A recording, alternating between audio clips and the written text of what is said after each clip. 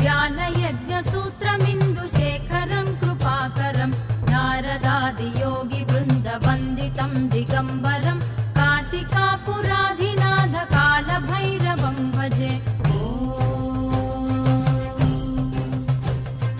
भानुकोटिभास्वरं भवाब्धितारकं परं नीलकण्ठमीप्सितार्थदायकं त्रिलोचनं कालकालमम्बुजाक्षमक्षशूलमक्षरं काशिकापुराधिनाथ कालभैरवं भजे।